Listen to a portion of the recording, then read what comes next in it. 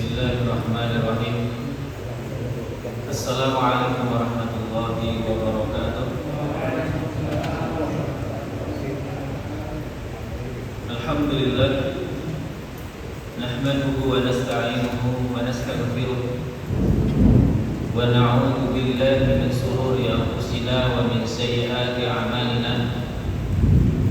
May yahdihillahu fala mudilla lahu wa may yudlilhu fala hadiya lahu. Asyhadu an la ilaha illallah wa asyhadu anna Muhammadan abduhu wa rasuluh. Ya ayyuhalladzina amanu taqullaha haqqa tuqatih wa la tamutunna illa wa antum muslimun.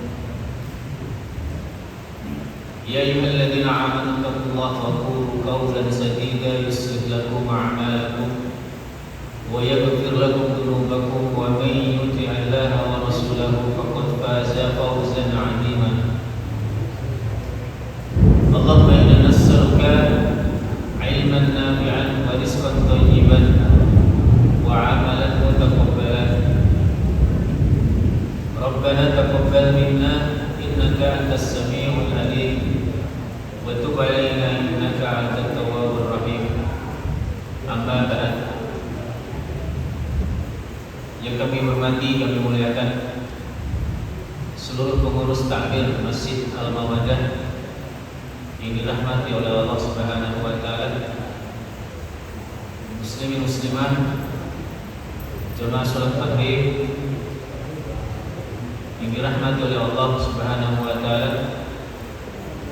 Alhamdulillah, bersyukur kepada Allah Subhanahu wa taala dengan memujinya.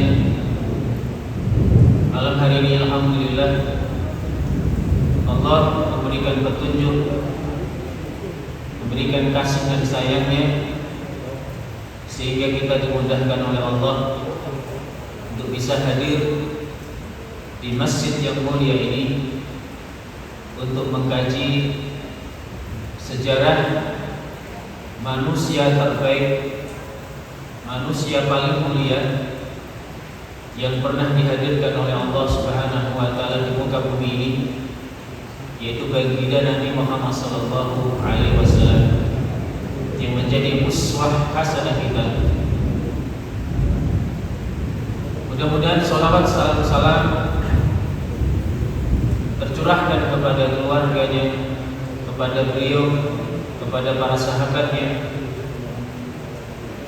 dan mudah-mudahan kita termasuk salah satu hamba Allah yang di hari akhir nanti mendapatkan syafaat, mendapatkan pertolongan yang besar dari baginda Nabi Muhammad sallallahu alaihi wasallam. Amin ya rabbal alamin. Malam hari ini insyaallah kita masih melanjutkan pembahasan kita tentang Ghazwatul Badr, Perang Badar,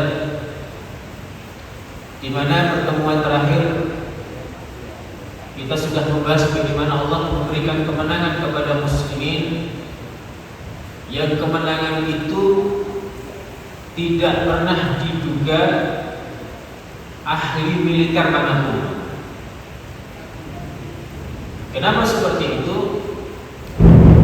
Karena jelas di dalam peperangan itu muslimin itu kalah dalam segala hal. Jumlah kalah, perbekalan kalah, persiapan juga kalah.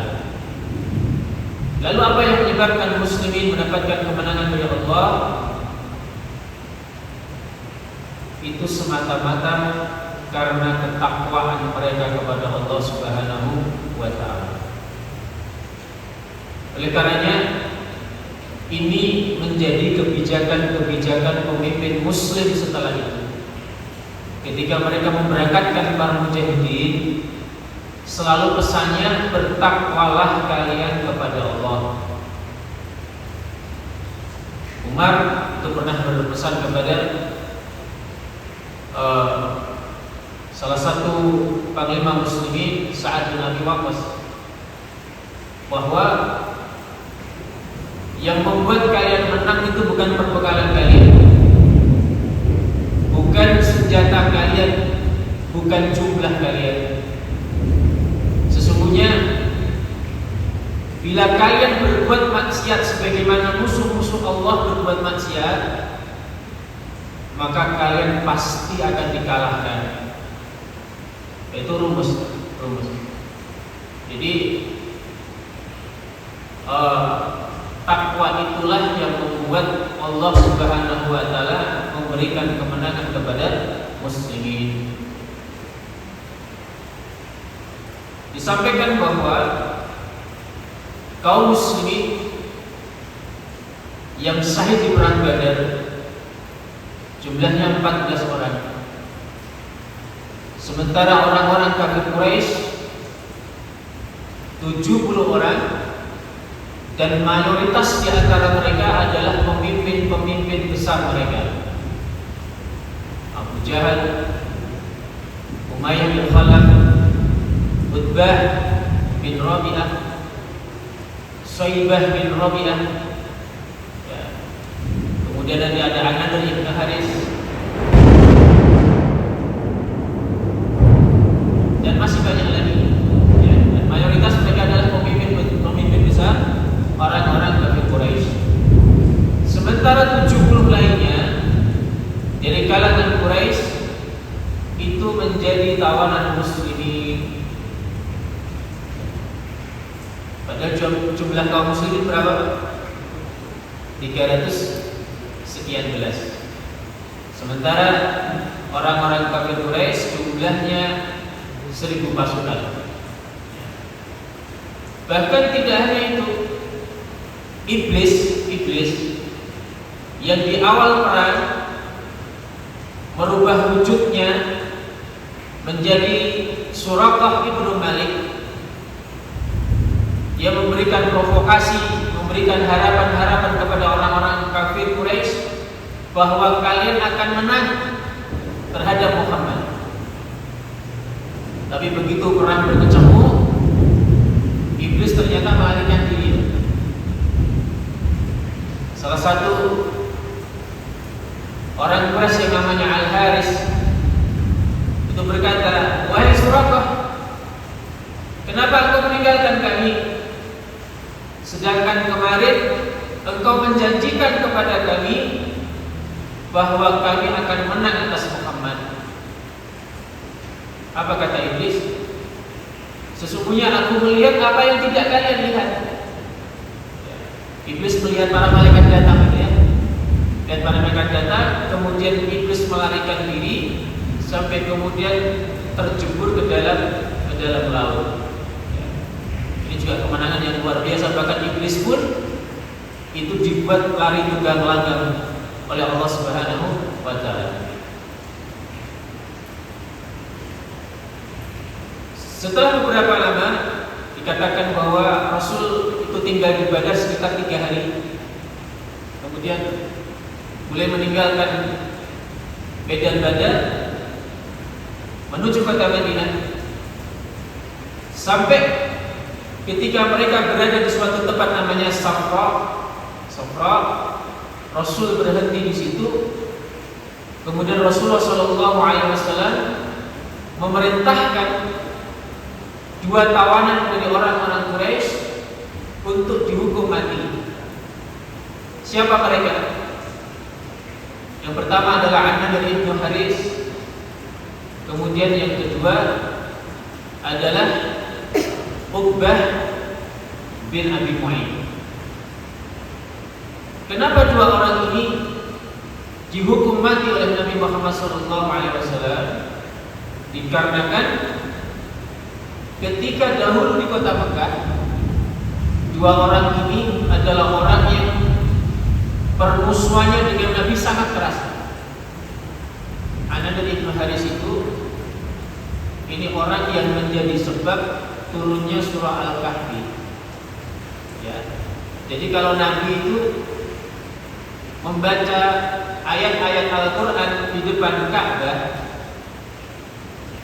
itu An-Nadr ibn Haris datang kepada beliau. Apa yang dilakukan? Dia menyaingi Nabi, membahasakan kisah-kisah atau dongeng-dongeng yang tidak ada manfaatnya. Ingin menandingi Nabi. Ketika kisah-kisahnya tidak bisa menandingi cerita Nabi, kisah-kisah Nabi, kemudian An-Nadhr bin Haris ini pergi ke negeri Syam, itu membawa biduan-biduan wanita, dibawa di tengah-tengah Ka'bah, kemudian mereka menyanyi dan berjoget di saat Nabi membaca Al-Quran. Ditambah lagi An-Nadhr bin Haris ini seorang penyair luar biasa, penyair hebat luar biasa, ya. Dan syairnya itu dipakai untuk memusuhi dan menghina Nabi Muhammad SAW. Makanya An-Nadhr ini dihukum mati oleh Rasul SAW. Sedangkan Uqbah bin Abi Mu'ayyid ini orang yang dulu pernah meletakkan kotoran unta, sesuatu yang kotor di dalam perut unta, kemudian meletakkannya di punggung Nabi saat Nabi dalam keadaan sujud, ditaruh di atasnya. Dan Uqbah bin Abi Mu'ayyid ini sempat masuk Islam, kemudian murtad dikarenakan mendapatkan rujukan dari salah satu sahabatnya namanya Ubay bin Khalaf. Kemudian Ubay bin Khalaf mengatakan, aku tidak ridho sebelum kamu meludahi Muhammad. Maka dia datang kepada Nabi Muhammad SAW menyatakan murtad, kemudian meludahi wajah Nabi Muhammad SAW. Maka kemudian orang ini juga dihukum mati oleh Nabi Muhammad SAW. Sedangkan mengenai nasib para tawanan lainnya, Rasul SAW itu meminta pendapat para sahabat-sahabat Nabi. Kata Rasul, wahai Abu Bakar, bagaimana menurut pendapatmu, apa yang harus kita lakukan terhadap tawanan-tawanan ini? Abu Bakar mengatakan, ya Rasulullah, sesungguhnya mereka ini adalah saudara-saudara kita.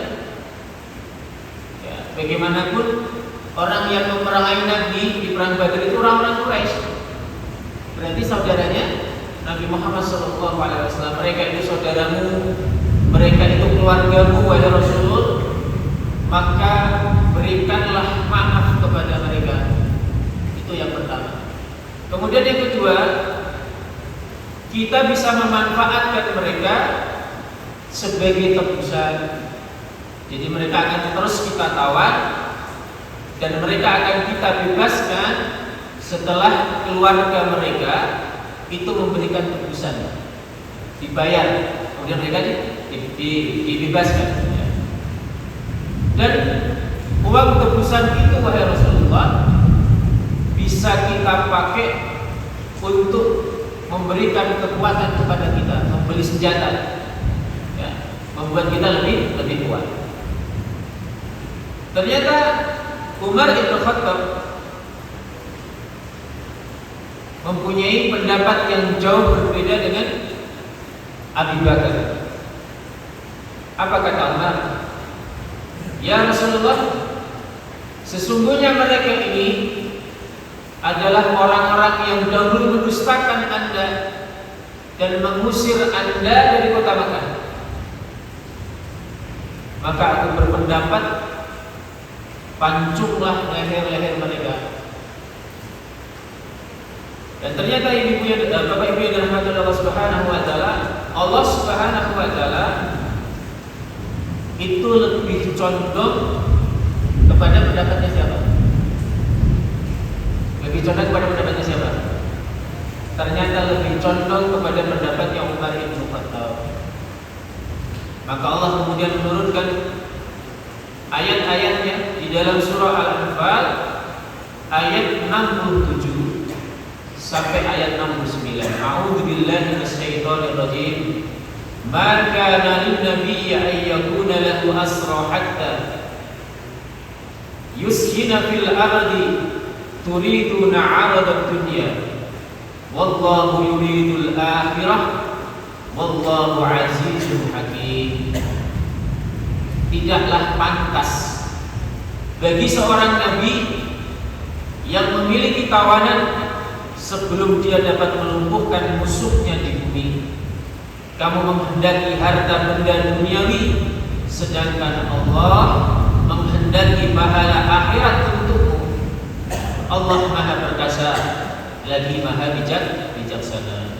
Laula kitab min Allah sabaqa lamassukum fima ahadtum adzabun adim. Sekiranya tidak ada ketetapan terdahulu dari Allah, niscaya kamu akan ditimpa siksaan yang besar karena tebusan yang kalian ambil. Ayat 69-nya, fakulu mimma ghanimtum halalan thayyiban wattaqullah innallaha ghafurur rahim.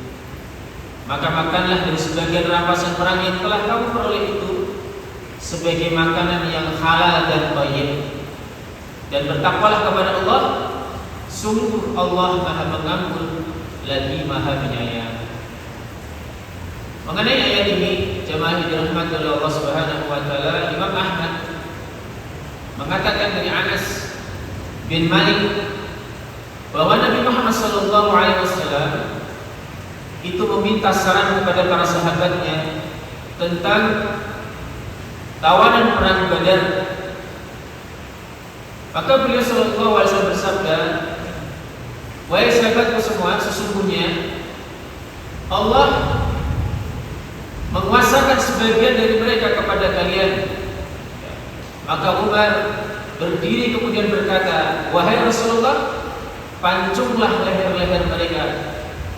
Nabi SAW berbalik dari Umar, tidak suka dengan usulnya Umar.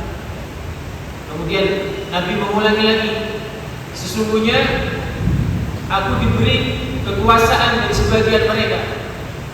Umar kembali berkata, ya Rasulullah, aku minta kepada Anda agar Anda memancung leher-leher mereka. Kemudian Rasul kembali berpaling dari Umar. Rasul kemudian memberikan pertanyaan yang sama. Maka berdirilah Abu Bakar As-Siddiq.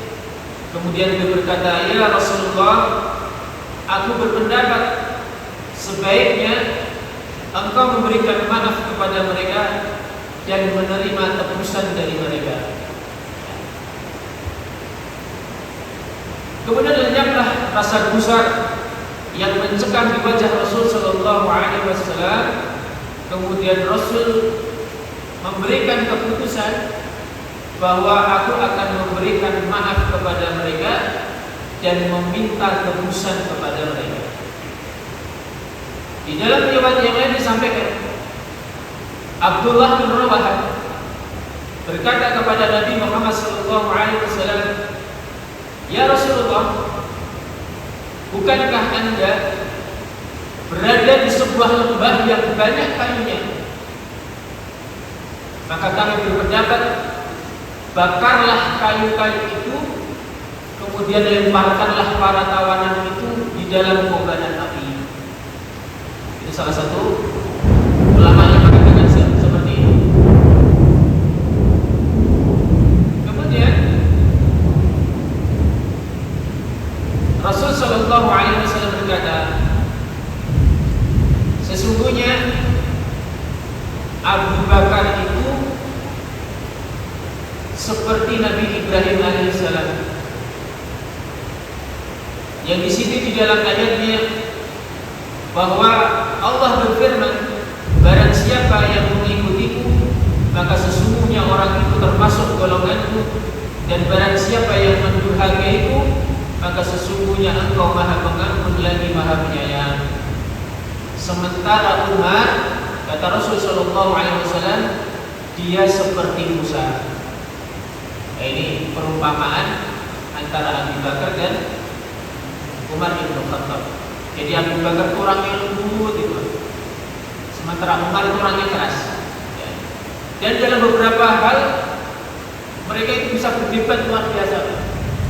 Berdebat luar biasa. Nanti akan kita contohkan di perang penaklukan benteng Persia itu. Itu sempat berantem di antara Abu Bakar dan Umar. Tapi subhanallah, kerasnya perselisihan di antara mereka itu tidak menghilangkan ukhuwah Islamiyah di jiwa-jiwa mereka. Itu luar biasa. Ya. Hari ini ketika muslimin ini berselisih pendapat, itu ukhuwah hancur, ukhuwah jatuh. Ya, maka kita harus belajar sama Abu Bakar, belajar sama Umar bin Khattab. Jemaah yang dirahmati oleh Allah Subhanahu wa taala, pada awalnya mengambil tebusan dari tawanan perang itu dibolehkan. Jadi awalnya dibolehkan. Setelah itu maka urusan memberikan maaf, menerima tebusan atau menghukum mati itu menjadi hak pemimpin muslimin. Jadi mau dihukum mati, mau diminta tebusannya, itu adalah hak dari seorang pemimpin muslimin. Kemudian catatannya, tidak boleh membunuh tawanan, wanita atau anak-anak. Haram hukumnya. Kecuali wanita itu, anak-anak itu, mereka terlibat dalam sesuatu yang membahayakan muslimin, itu boleh dibunuh. Tapi sepanjang mereka tidak terlibat di dalam peperangan, haram hukumnya membunuh seorang tawanan wanita atau tawanan anak-anak. Kemudian tebusan masing-masing tawanan berbeda-beda sesuai dengan keadaan tawanan. Kalau mereka dari golongan orang kaya, maka minimal tebusannya adalah 4.000 dirham. Itu yang kaya raya, 4.000 dirham. 4.000 kalikan 70.000, berapa itu? Banyak sekali. Ya. Tapi ada pula sebagian tawanan itu yang dibebaskan tanpa memberikan tebusan. Siapa contohnya? Contohnya adalah tawanan seperti Amr bin Abi Sufyan. Itu dibebaskan dengan ditukar oleh seorang sahabat namanya Sa'ad bin Nu'man. Jadi sebelum perang Badar, Sa'ad bin Nu'man ini pergi ke Mekah melakukan umrah. Ya. Kemudian ditangkap sama Abu Sufyan. Ditangkap di kota Mekah. Sementara di perang Badar ini, salah satu anak dari Abu Sufyan tertangkap oleh muslimin, namanya Amr bin Abi Sufyan. Maka kemudian apa itu? Tukar guling gitu ya. Ini saya bebaskan, sementara Nu'man, Sa'ad bin Nu'man dibebaskan. Ada juga yang Rasul Shallallahu Alaihi Wasallam itu meminta kepada orang-orang kafir Mekah, kalian boleh bebas asal kalian mengajarkan kepada orang-orang Madinah yang tidak bisa baca tulis untuk satu orang